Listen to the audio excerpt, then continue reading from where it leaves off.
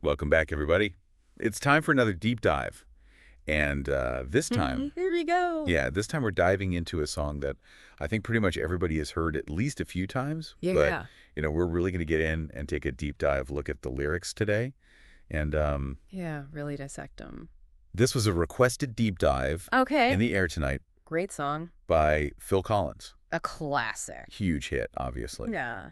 And I think a lot of people are familiar with the song, but maybe not so familiar with all of the meanings behind the lyrics. Right, exactly. And there's some kind of mystery surrounding this song. Yeah, definitely an air of mystery. And some people have some very strong opinions about it. Yes, they do. So I Controversy. think it's going to be fun to get in and really kind of, Peel back the layers of the onion. yeah, and see what we can find out See what's going on in there. about it. So I've got our music expert here, of course, Hello. to help us break it all down. Ready when you are. So why don't we just jump right in? I mean, right from the beginning of the song, we get this line, I can feel it coming in the air tonight, oh Lord. Yeah. And not only that, It's repeated it's repeated like several times. over and over again. Yeah. What is... Well, it's interesting, right? Because the song starts very sparsely. Yes. Like just kind of these almost like little synth stabs. Yeah. Very, very subdued and minimal. Yeah. Very atmospheric. Very atmospheric. And so he's creating this sense of anticipation and foreboding. Yeah. Right from the beginning. Yeah. And that repetition of, I can feel it coming in the air tonight, oh Lord. It really kind of sets the tone for the whole song. Right. It's like this mantra. It is like a mantra. It's like he's trying to convince himself or maybe convince us. Yeah, or maybe both. Or both. Yeah. That something's coming. Something's coming, yeah. And he can feel it. But we don't know what it is. We don't know what it is. Exactly. Yeah, and that's what makes it so... Yeah, it's like unsettling. It is unsettling. Right. And then he goes on in the next verse to say, well, if you told me you were drowning, I would not lend a hand. Ooh. I've seen your face before, my friend, but I don't know if you know who I am. Well, I was there, and I saw what you did. Okay, so... Hold on. Yeah, so right away we've gone from this feeling of anticipation to now. Specificity. Yeah, there's some tension here. Big time. There's some accusations being thrown around. Yeah. And what's interesting, too, is that he doesn't tell us what this person did. No, he doesn't. He leaves it very vague and open to interpretation. Right, so he saw this person do something. Yeah. And it was bad enough that he would let them drown.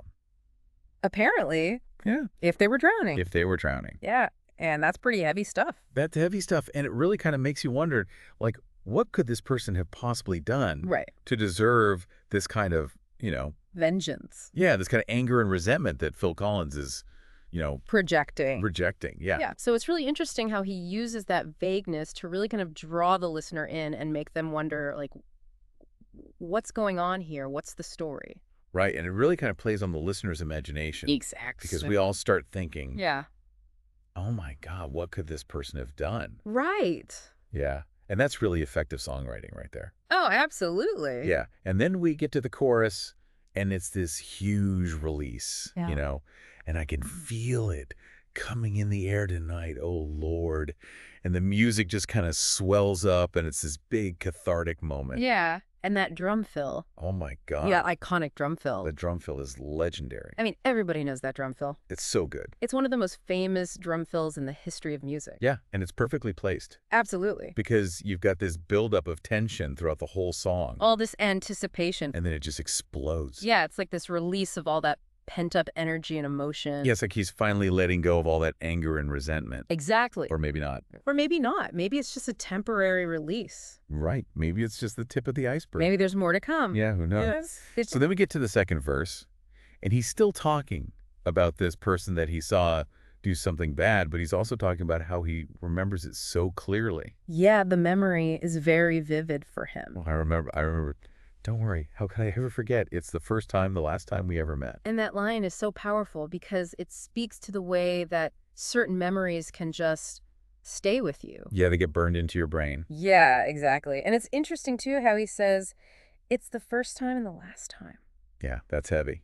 It implies that this one encounter was so significant that it completely changed the course of their relationship. Right. So whatever happened in that moment, it was a turning point. A turning point, yeah. But again, we don't know what it was. He doesn't tell us the details. He leaves us hanging. Which is brilliant. It is brilliant because it keeps us guessing. And it makes the song so much more engaging.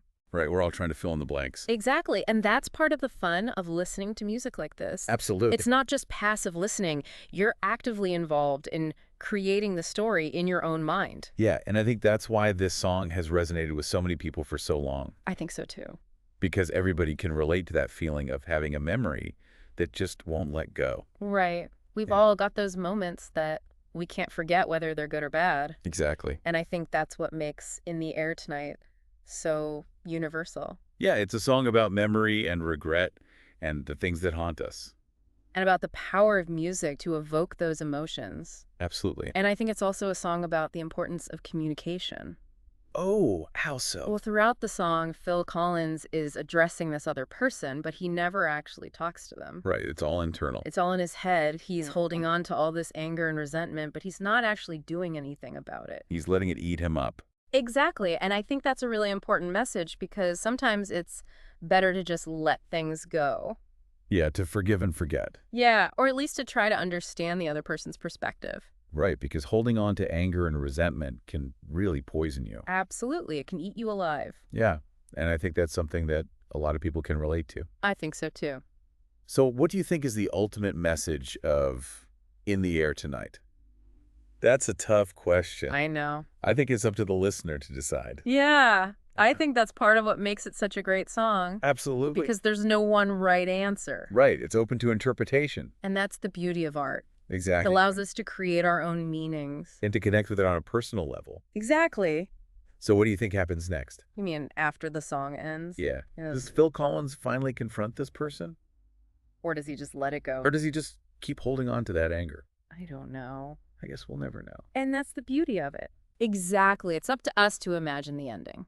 Well, I think we've done a pretty good job at dissecting In the Air Tonight. I think so too. I hope you enjoyed this deep dive, everybody. Me too. Thanks for listening. And be sure to let us know what you think in the comments. Yeah, we'd love to hear your thoughts. And until next time, keep listening to those lyrics. And keep those deep dives coming. We'll be back with another one soon. See you then. Bye. Bye.